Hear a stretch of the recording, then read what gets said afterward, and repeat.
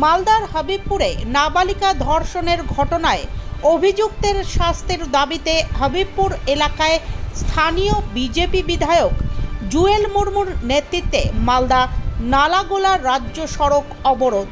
এরপর পুলিশ এসে দ্রুত শাস্তির ব্যবস্থা করা হবে এই আশ্বাস দিলে অবরোধ উঠে যায়। প্রসঙ্গত, মালদার হাবিবপুরে এক নাবালিকাকে বাড়িতে ডেকে ধর্ষণের অভিযোগ ওঠে এলাকারই এক হাতুড়ে ডাক্তারের বিরুদ্ধে। অভিযুক্ত হাতুড়ে ডাক্তারকে ইতিমধ্যেই গ্রেফতার করেছে পুলিশ। হচ্ছে এটা সাধারণ মানুষের দাবি, যেভাবে দিকে দিকে রেপ এবং ধর্ষণ চলছে তার মধ্যে দিয়ে আমাদের যে আজকে পথ অবরোধ, আমাদের 28 তারিখে যেভাবে নাবালিকা মেয়েকে ধর্ষণ করা হয়েছে তার প্রতিবাদে আমরা ন্যায় বিচার পাওয়ার জন্যে আমরা আজকে ধর্নাতে এইখানে আমরা বসেছি, রোড ব্লক করেছি। আজকে আমরা সাধারণ মানুষ এখানে জমায়েত হয়েছে। আপনারা দেখেছেন কিছুদিন আগে যে আরজিকর যে মেডিকেল কলেজে যেভাবে ডাক্তারকে সে অত্যাচার করে, সেখানে শুধু অত্যাচার না, শুধু সেখানে রেপ করে তাকে মার্ডার করা হয়েছে, সেখানেও আজ পর্যন্ত আসল রহস্যটা বেরিয়ে আসেনি। এখনও প্রতিবাদ চলছে আমাদের এলাকাতে, হবিবপুর এলাকাতে, এবং আপনারা দেখেছেন বুলবুলিচণ্ডী এলাকাতে এরকম মর্মান্তিক ঘটনা ঘটেছে।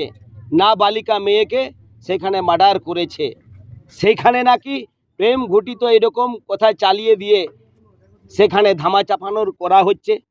আবার 28 তারিখ এখানে ঘটনা ঘটল, আবার দেখেছে জানহাবাতে এরকম ধর্ষণ হয়েছে।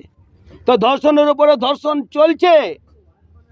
আর যারা আজকে যে সাথে যুক্ত আছেন, যারা কাজের সাথে যুক্ত আছেন, তারা পুরা শাস্তি এবং পুরা আজকে বিচার চাইছি। সেখানে তাদের ফাঁসি হোক, একটা দুটা ফাঁসি না হলে মানুষের এটা বন্ধ হবে না। এখানকার মানুষ যেখানে সাজা পাক, এইখানকার যারা আজকে ওই কর্মর সাথে যুক্ত আছেন তাদের ফাঁসি হোক, এই দাবিতে আমরা আজকে আমরা পথ অবরোধ করছি। ইতিমধ্যে হবিবপুরের ঘটনায় পুলিশ তো গ্রেপ্তার করেছে অভিযুক্তকে, তাও কেন পথে নেমেছে? দেখুন, গ্রেপ্তার করতে পারে, এখানে কত ধারা দিয়েছে, ধারাটা কি লাগু করেছে? এইখানে রেপ তো অনেক হয়েছে, কিন্তু তারপরেও 2 মাস পর 3 মাস পর তারা ছাড় পেয়ে যাচ্ছেন কেন? আমরা চাই সেখানে যাবজ্জীবন সাজা হোক, টাকা পয়সা দিয়ে যেন রোপা না হোক।